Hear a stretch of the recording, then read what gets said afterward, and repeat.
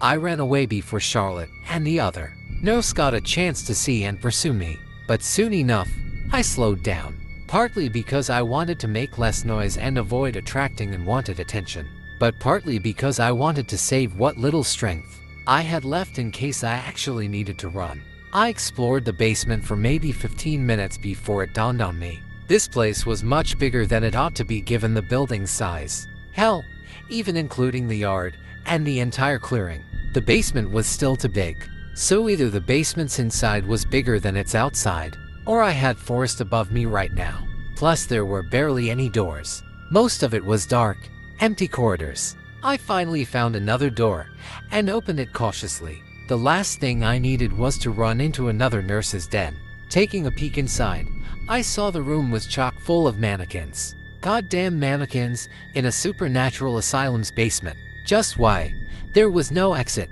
No. So I left the mannequin room behind. Barely a few turns later, I heard footsteps from up ahead. Hasty, but not really hurried. So I figured they hadn't found me yet. I turned around, walking carefully, hoping they would take a different turn from mine and lose me. Yet, as I neared the mannequin room again, I knew that wouldn't be the case. More footsteps came from the opposite direction, pinning me in the middle, distraught, but not eager to be found. I snuck into the mannequin room. I retreated among them, reaching one of the corners opposite of the door, and laid down. The footsteps came, paused next to the door, and a nurse opened it. At that moment, I was grateful for the fact that I wasn't there, ear pressed to the metal like I wanted to do at first. Is the patient in there? Another nurse asked the first. I don't think so. I don't see him. The first nurse answered. Okay. The second nurse said, I'll go on ahead and keep searching. You keep on the lookout here in case he passes by. Okay. The first nurse said. She closed the door, muttering creepy things under her breath.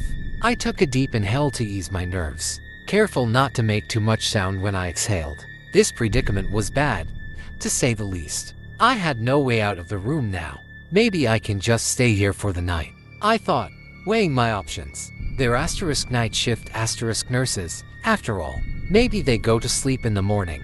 I was half satisfied with my plan, but in retrospect I know I was ready for the most ludicrous of mental gymnastics. So long as I could rest, I laid down on my left side, with my back against the wall and facing the door, although I could only see a narrow slice of its bottom, between the sea of mannequin legs that laid between me and it. A few minutes passed like that, with breathing being my sole physical activity. I saw the nurse's feet through the gap beneath the door. She walked back and forth outside like the world's most dutiful guard. My eyelids grew heavy and I fell into shallow episodes of microsleep. But I didn't allow myself to go fully under. I couldn't afford to be unconscious in a place like this. Still, sleep is a mighty beast. With help from the mind-numbing fatigue in my bones, sleep did me in eventually. I didn't dream. In fact, I didn't sleep all that long. It was short and fitful, slain by a voice calling out from around my hip. It jolted me awake, sending my mind reeling with panic and making my heart beat a mile a minute. Mr. Mark, the voice asked. Come in, Mr. Mark. Are you okay? It took me a second to realize it was Anna. And it took me another second to realize she was speaking out of the walkie-talkie clipped to my belt. I retrieved it, still shaking wildly from the unexpected awakening, and pressed the talk button. Keep quiet, I whisper-yelled into it. Mr. Mark, Anna said, completely disregarding my request. You are still alive. That's a pleasant surprise. But you appear to be in the basement at the moment. Yeah, I said, hoping the spite attached to my words wouldn't get lost in the low volume of my voice. I'm in the fucking basement, being chased by fucking abominations. Language, Mr. Mark, Anna said. Her sweet, pleasant voice turned deep and reverberating, sending a rattle through my bones. Anyway, how do you like the mannequin room? I know you have mild automatonophobia, so I couldn't not include it. She continued in her normal, customer service voice. We need to have a talk about that, I said, and about this whole mess while we're at it. We do, she agreed. Meet me in my office on the ground floor. It's right by the reception. She hung up, but not before giving me directions to the elevator. Great, I thought. Of course the only exit from here is the elevator. I pulled out the list and read the next rule to refresh my memory on what it had to say about the elevator. Rule 11, take the stairs if you can help it. If you absolutely 100% have to take the elevator, wait for a bit before getting out. If the floor seems off, chances are it is. Use the elevator to bring you back to the floor you left from, not any other floor. Also, if new buttons appear in the elevator, refrain from pressing them. They'll be gone the next time. Just great, I thought. I got up and threaded the jungle of mannequins slowly, shuddering a bit each time I had to touch one. I was surprised that the nurse outside hadn't heard the conversation, but I decided not to look that gift horse in the mouth. Halfway to the door, in the middle of the dozens of mannequins, the light in the room started dimming. Please no, I prayed, terrified of the prospect of having to navigate between them in complete darkness. Dropping to my hunches to get a better view of the door, I saw the tendrils of darkness tentatively probing the room. They advanced slowly, in unison, stopping to feel their surroundings every so often. Under my paralyzed stare, one of them reached the foot of a mannequin. It did a double take, pulled back, and shot at the mannequin's chest. The plastic body started writing, growing veins of pure black across its surface. When the tendril was done infecting the mannequin, it pulled back and let it stand on its own. The next part happened too quickly. I got on my feet and bolted, pushing mannequins out of my way as I advanced towards the door. The tendrils joined in an infecting frenzy, hitting and animating all of the plastic monstrosities around me. By the time I reached the door, all of the mannequins followed me, and the tendrils set their sights on me as well. All caution thrown aside, I opened the door, only to run into the nurse. Before she got to react, I grabbed her shoulders and threw her into the arms of the mannequins. Go left, go right, go left again, I thought. I followed the directions Anna had given me, with a tidal wave of crazed vessels of darkness on my heels. They pushed and climbed and rushed past each other, all caution discarded in their attempt to catch and convert me as well. I ran across more nurses on my way, but I pushed all of them to the ground and kept going. Before long, on the verge of collapsing and hyperventilating my lungs out, I saw the doors of the elevator at the end of the corridor. They were wide open, the light inside of it bright and inviting. I rushed in and pressed the button for the ground floor repeatedly, praying for the damn thing to close faster. It did so in the nick of time, and I heard the mass of mannequins slamming against the doors as I began ascending. The ride was too short for me to catch my breath or mentally prepare myself. The doors parted with a cheery ding, and I saw the guard's face on the other side. There you are, hooligan, it yelled, and dove at me like an Olympic swimmer. I ducked below him, pressing the button for the basement on my way out. The guard crashed into the back of the elevator, and the doors closed in front of it before it got out. No, no, no, it yelled, with fear rather than frustration, which helped put the basement into perspective for me. The elevator departed, taking the guard off to meet the fate that had been reserved for me. I turned and headed for the reception desk, finding Anna's door right away. Now that I knew to look for it, it stood out like a sore thumb. Large, beautifully ornate dark wood, with a shiny golden plaque in its center that read Anna Lilith. Could that be any more telling? I wondered as I approached the door and knocked on it gently. Come in, Mr. Mark, Anna called out. I did what she said, entering her office as cautiously as I did the basement rooms. The inside was impressive, a gorgeous far cry from the rest of the asylum. Neat bookshelves occupied the walls. There was a spotless hardwood floor, and her desk sat at the opposite end of the room.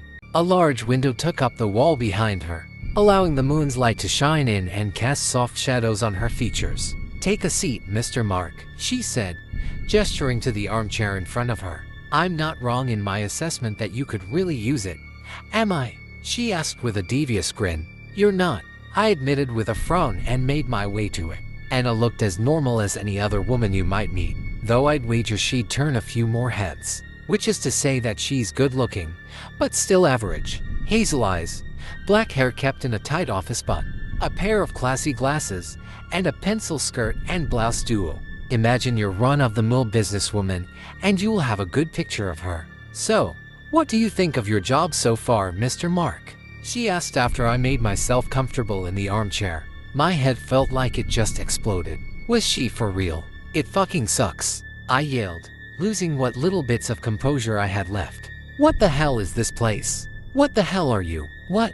Anna smashed her hand on the desk, cracking the wood and stopping my words in my throat. The skin on her arm turned burning red all the way up to her shoulder and cheek, covered with scales of hot, sharp obsidian.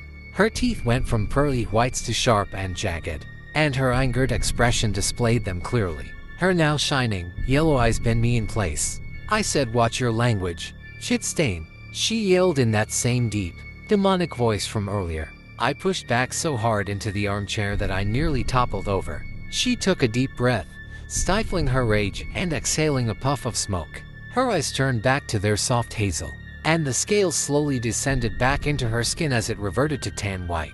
When she was back to normal, she sat down and smiled again like nothing happened. "I've shown you respect this far, Mr. Mark," she said. "I don't think it's unfair to ask for you to reciprocate and be respectful as well." "No, it's not," I said in a squeaky voice, scared out of my wits. "Sorry. Apology accepted," she said cheerily. "Now that mutual respect has been reestablished, let's try that again. What do you think of the job so far, Mr. Mark?" "It's scary," I said, forgetting all of the profanities I wanted to hurl at her. "I want out." "Oh," Anna said with disappointment.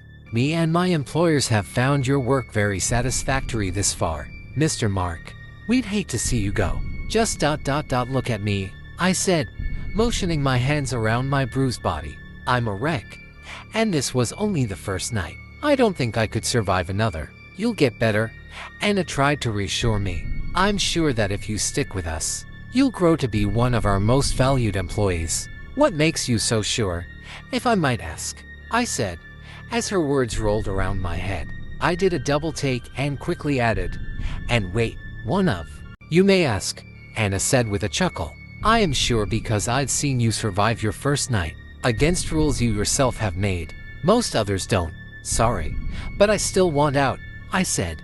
"I'm not cut out for this." "Maybe this will change your mind," Anna said. She waved her hand through the air. Her palm burst into flames and hellish smoke, and when they died down, she held an envelope much like the one I found on my doorstep. With a glint in her eyes and certainty in her actions, she handed it to me. I opened it to find $500 inside. I wanted to throw the banknotes on the desk, and to tell her politely that no amount of money was worth going through another night like this. But, as if knowing what I was about to do, she stopped me. Her hands reached into a drawer in her desk, and she pulled out a manila envelope that she laid down in front of me. "That would have been your assignment for tonight," she said, gesturing for me to open it. "But, seeing how this night proceeded, I can understand that you never found it in your room and you weren't able to complete it. We'll be forced to send it to another writer if you quit, Mr. Mark." I opened the damn thing, now knowing better than to not follow her orders. A pile of papers came out, among which were familiar blueprints of an apartment, as well as an essay-length piece about it. I scanned them, my blood growing cold in my veins as the realization sunk in. That was my apartment, the one I was currently living in, as well as a slew of information about it and myself. This was a threat, plain and simple. This is," I almost whispered, my shock and terror overwhelming me. "Or," Anna said, "we can scrap that assignment. You can take the money I've offered you, and you can go home early tonight, and I can see you here tomorrow night at 10 p.m. sharp. Take your time to think about it, Mr. Mark." My mind ran every which way trying to put the puzzle together. Anna was some sort of demon, or at the very least, she had access to supernatural powers. She also had access to my mind, to my physical condition and whereabouts, to anything pertaining to me. And most importantly, she had access to other writers. My life was in her hands, and she had the option to turn it into a living hell. Countless days and nights just like this one, no matter where I'd go and what I'd do. And to top it all off, I wouldn't have the intimate knowledge about the rules that I had tonight. The intimate knowledge that helped me survive so far. With a heavy heart and after much deliberation with myself, I accepted her offer. I'm ashamed to admit it, to shine a light on my cowardly nature once more, but it's the truth. And I'm sure most folks would accept as well if put in my situation. "I'm glad to hear that, Mr. Mark," Anna said. "Remember, 10 p.m. sharp. And don't forget to follow the rules." Before I got to answer, a knock on the door interrupted us. Anna looked at me with a smile. Mind getting that for me, Mr. Mark? Sure, I answered, and got up. I walked over to the door absent-mindedly, my head ravaged from all of the realizations and decisions I had to make. Another knock came, so I hurried to open it. On the other side, I found a small, old lady in a torn straitjacket. The next rule flashed through my head, but I had no time to react. Rule 12. Martha will knock on your door every few nights. Only let her in if she has a tray of cookies in her hands. She offer you one, but only take a chocolate chip cookie. But Martha had no tray of cookies, and I'd just broken another rule. She lunged at me, faster and more vicious than her frail frame should have allowed, and got a hold of my arm. In a single, fluid motion, she sent me hurtling through the air. I came crashing down on Anna's desk, with her in tears from laughing all the way. "Come on, Mr. Mark," she said through the hollers. "What did I just say? How did you not see that coming?" Heaving for air, I couldn't answer her. And anyway, I had more pressing matters to focus on. Like Martha running spastically towards me. "Go back to your room," Hannah said. Her eyes turned yellow once again and her words as heavy as lead. Her voice held such strength that I almost got up and followed Martha. But I didn't. Martha stopped her vicious assault, turning docile right away. She left the office, closing the door behind her. I took a moment to regain my senses before getting up from the desk, and was surprised to find out I didn't have any broken bones after that stunt. 10 p.m. sharp, I said, and left the office. "That's the spirit, Mr. Mark," Hannah answered, ripping apart the papers in the manila envelope. I left her office and closed the door behind me. As I reached the reception desk, I pulled out the list one final time and read the last one. Rule 13. Some of these instances can and will overlap. If that happens, proceed to pray to your deity of choice for luck. You'll need it. Guess I prayed hard enough, I thought, leaving the list on the reception desk. And that was my first night working for Rules Inc. Nothing else happened. I walked back to my car without incident. The corridors of the asylum were empty. The forest creatures had scurried away, and my car started up just fine. I drove home, crashed in my bed, and slept until midday without as much as turning. Now for some more details that I discovered in the meantime. Because yeah, I still work there. Think of me what you want for that. I'll structure this next part sort of like a list because I suck at summarizing. The Sunny Hills Asylum. First off, the asylum itself. Even though I made it up, it's a real location now. I've been able to find mentions of it in the local library. And if you feed the address into Google Maps, it'll take you there. No, you can't have the address. And no, you can't find it on the internet by searching. I assume this is intentional, and it probably doesn't want unexpected guests. You can find other locations with the same name, be them real or fictional, but none of them are this one. I've tried coming here during the day, but the dirt road loops through the forest and always brings me back where I start. Going in on foot had the same result. I can't find the clearing or the building unless I'm driving to it for work. The rules. I still have to abide by these same rules every night. I get to the asylum, go up to the monitoring room on the 3rd floor after writing my name in the logbook and passing by Greg to say hi, and I find that night's assignment in a drawer. Most nights are much more peaceful than the first, seeing as I follow the rules to the letter now. At most, I'll get chased around by the nurses for a bit or have to run away from the static now and again. Greg. Despite most things resetting every night, Greg is not one of them. He still remembers me to this day, and still calls me his friend. Passing by to say hello is the highlight of my nights, and I make sure to stick around for a bit of conversation every time. His grasp on language, and talking in general, has improved, might I add. I guess it was just a matter of talking more often and exercising that vital part of himself that he's been deprived of in solitary confinement. He still breaks free every now and again, but now it's because he wants to spend more time with me, and fortunately, I have to call the nurses to contain him. Otherwise the guard will find him, and that's much worse. Trust me. I also found out that Greg has a sweet tooth, so I sneak in snacks to give to him. I'm sure that's not allowed, but no one said anything to me yet. The guard. There's not much to say about it. The guard is still the same. I've not had to go up against him again, but I did try a few things. I tried bringing in a small pistol that I could conceal in my clothes to shoot the guard with and see what happens. It jammed 3 nights in a row, but shut just fine outside the asylum. I tried calling the guard on the other anomalies, like the nurses or the static. In case one of the anomalies is covered by the rules, he doesn't answer me. I tried stockpiling cookies from Martha, and using their effects to aid me in fighting the guard in hand-to-hand combat.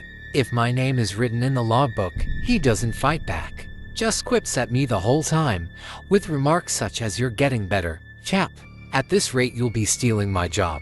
If my name isn't written down, and yes, I've tried that, insane as it might be, he does fight back. And oh boy, does he fight back. We once thrashed the whole reception area before I had to run away, but I didn't put as much as a scratch on him.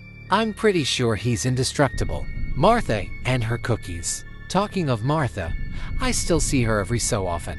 I've mostly taken chocolate chip cookies from her tray whenever she has it. Just like the rules instruct, there's usually 1 or 2 on the tray, with the rest being raisins. They're mighty delicious. But, out of curiosity, I did take raisin cookies as well. She gave me a sly grin and walked away. I crumpled up the cookies and ate the smallest crumb, thinking they were poisoned. I never imagined anything about her cookies, save for the fact that it's a test. Martha hates raisins and people that like raisins. Turns out, the raisin cookies are injected with stuff from the nurse's room. Which means that yeah, Martha sneaks in and out of the basement to steal from the nurses. She's one hardcore granny, but she can't read the labels. So she ends up putting random stuff in the cookies. Bad effects this far include nausea, bleeding from various orifices for random amounts of time, explosive diarrhea, sprouting random body parts that shrivel up and fall off, losing some or all of my senses, and many more. They're never lethal, but I'm not sure if that's because of the small dose. Benefic effects this far include increased strength and agility, sharper senses, invisibility, rapid healing, and many more. These are the cookies I stockpiled to fight the guard with. And no, I can't use them to become a superhero or save myself from pinches again. I ate all of them in one go, and seeing me in action, the nurses figured it out. They've since somehow barred Martha from reaching the good stuff, but they still let her get the bad stuff just to mess with me. I figured that one out the hard way. The nurses, they might just be the most interesting thing in this asylum, since I didn't imagine much about them, like where they come from or where they go once they're done. Anna went in and filled those blanks for me. The nurses reside in their den in the basement when they're not needed. They always come up via the elevator. I don't know how many of them there are, but I'm guessing somewhere in the vicinity of 50, plus or minus a few, because they sometimes die. Not all nurses are made equal, it seems. Depending on their assigned patients or their expected duties, they can be slightly above average or insanely strong. Greg always has 3 active nurses, because he sometimes does manage to kill them. His nurses are by far the strongest, and the ones I call most often. I've since given them nicknames. Darling is the nurse that answered my first Greg call. She's the most chatty out of the 3, always down to throw quips. She is also the strongest. Beatrice is the second Greg nurse. She's the quiet type. I don't think I've ever heard her talk, actually. She's also the hardest to escape, with her get stuff done fast and efficient attitude. And lastly, there's Charlotte, the only nurse I've seen being made into one. I tried talking to her when she came up once, but she doesn't remember her past or even her name. She's just another nurse now, and yes, I feel very bad about it every time I think of her. I've since found her disappearance case, though it never garnered much media attention, outside of the immediate town where she lived. I try my best to keep any nurse from dying. I don't want another one on my already heavy conscience. The other patients, aside from Greg and Martha, there are plenty of patients in the building. I never counted them all, but my guess is somewhere in the hundreds given the asylum's size. Most of them seem like normal people, but there are a select few bad eggs among them. They'll try to chat me up when I pass their rooms, and their words are like anglerfish lures. Once you answer them, once you take the bait, you're done for. You won't be able to stop yourself from talking. They'll ask more and more personal questions, and you'll answer truthfully no matter how hard you'll want not to. Once they know you well enough, they'll offer you a trade, receive your greatest desire, for the low price of switching places with them once you're done. How do I know this? Because, despite my knowledge of the rules and my better judgment, I accidentally answered a patient once. My only saving grace was that my deepest desire was to get away from the asylum for good, which couldn't happen if I switched places with them.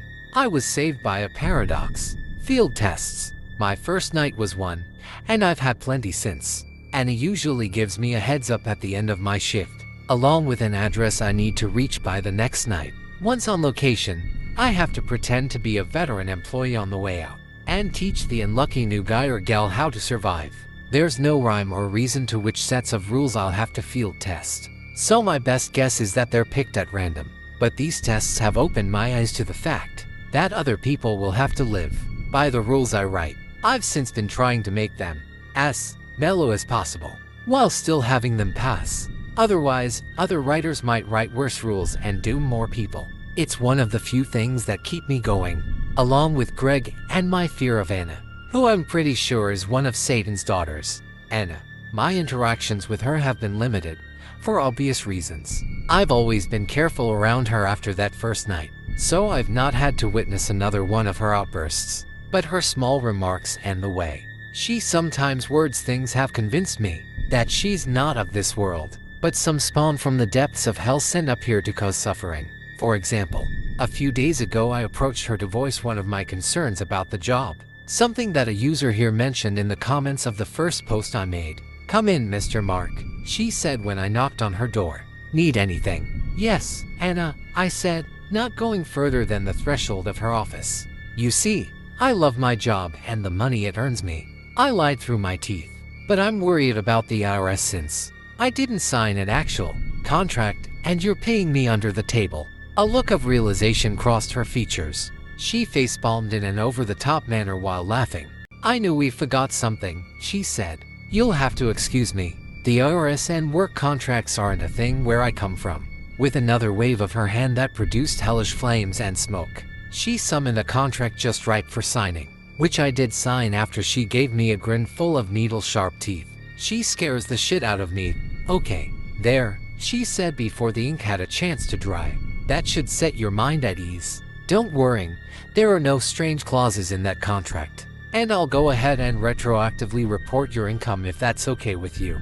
Just be sure to file your taxes as soon as possible," she said in the same cheery voice I'd grown used to, with a tad of teasing thrown into the mix. So yeah, that's what I've been doing between work and writing this post in the past few days. Getting my taxes done, because I can't afford to go to jail. I have a sneaking suspicion that any potential jail room I'll be thrown into will have a list of rules under the mattress, and it won't be one written by me. Thank you to everyone who tried to help me in the comments, but I'm afraid I'm here for the long run.